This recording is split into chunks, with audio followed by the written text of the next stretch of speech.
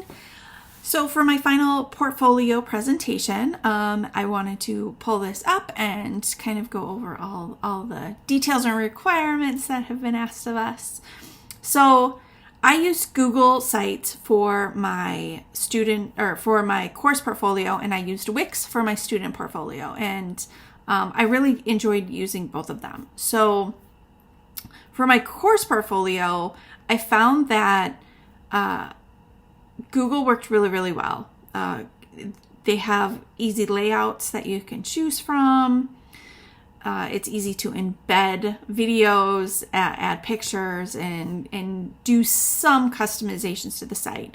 Wix, I feel it has endless possibilities, which is why I like that for my student portfolio, because it gave me a little bit more creativity to it. So, but both are really great sites, and I would recommend either one for a portfolio or a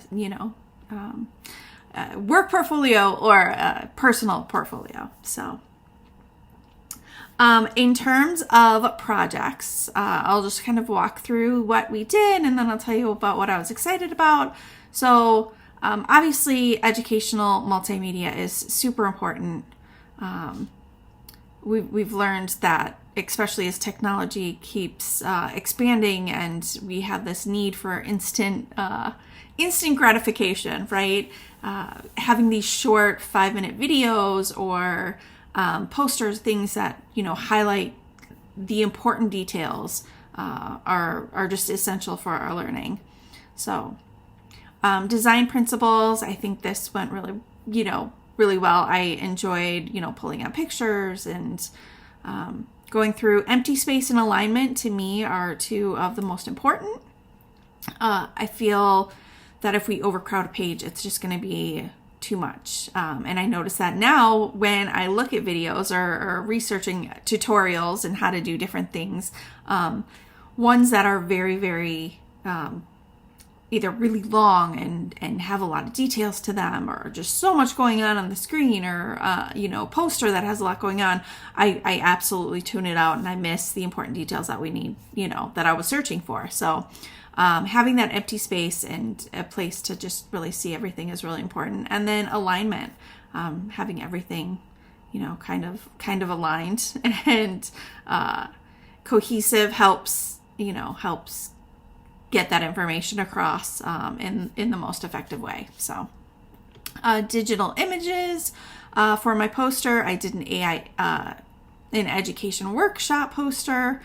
I really enjoyed creating this one and kind of overlapping the robot over the side over here, and then creating the text and different elements. My logo, GIMP was absolutely difficult to use. I don't know why I struggled with this one so much, but I was happy how it turned out. And then my infographic, which is about one of our local libraries. And then multimedia. Voki was a fun site to use. I enjoyed that. Prezi was probably one of my favorites. I really love the elements and how it can flow from one thing to the next. It was very engaging. And then a Google Slides, which I think we all have used quite a bit over our course of our education. Adobe Animate. This one took me forever. It's actually my favorite project, though. Doing animations is something completely new to me. I am familiar with Adobe, but I've never used Adobe Animate. I use Photoshop a lot, and so I'm familiar with layers and how to do things, but this one was difficult. It took me a really long time to create a 17-second video, and I'll just, play it here. Just little Earth facts. You know the Earth rotates around the sun? It's true. Check out these other Earth facts. So super simple, just kind of highlighting the different facts. I love my little guy at the end here that goes. I don't know how often I will use Adobe Animate or animations in my future field, but I do think that there's a place for them. And sometimes having those little, elements kind of at the end there, you know, to add a little piece of animation into a video can kind of tie it all together, especially with branding and different things. Currently, I'm an athletic coordinator for an ultimate frisbee program, and we are going through and doing a lot of new training materials, a lot of new videos, informative videos, and I've thought about incorporating a little, our logo is a wildcat with a frisbee in its mouth, and incorporating Adobe Animate and having at the end, you know, my little wildcat head, you know, tossing a frisbee, you know, and have the frisbee go out or something like that to wrap it up. So Adobe Animate is something I'm definitely going to continue to work with and hopefully get a little more comfortable with, so I'm not spending, you know, multiple days creating projects. So, but that one was a really fun one to do. Video, online learning video, I think these are really beneficial. I think we all kind of have those informative videos that we look at and see, and, you know, like, oh, what is this program about or whatnot. And again, something I'll probably definitely use within my current career and hopefully my future one as I branch out and try to find additional work. And then lastly, our tutorial.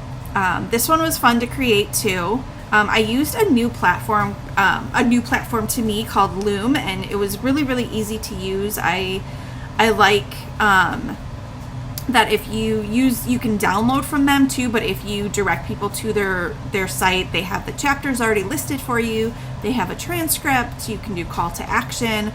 So I ended up putting both versions. So I have my YouTube version, and then I also have the Loom version on here, which I will definitely use Loom again. I think that was a really great platform to use. Let's think. So excited. I think I covered most of the portfolio here and what I liked, why it's important, and how it fits into my goals. As for improving the course, gosh, that one's a really tough one. I think this course is really laid out well. I think the timing of the projects were really good. In terms of creating more educational media, I think we have the right amount of projects for the time that we have allotted for this course. Loom might be one we can use. I think that one might be a really great introductory site. There's a lot of different features to it, but it does give you a 7-day trial of having all of their features available to you.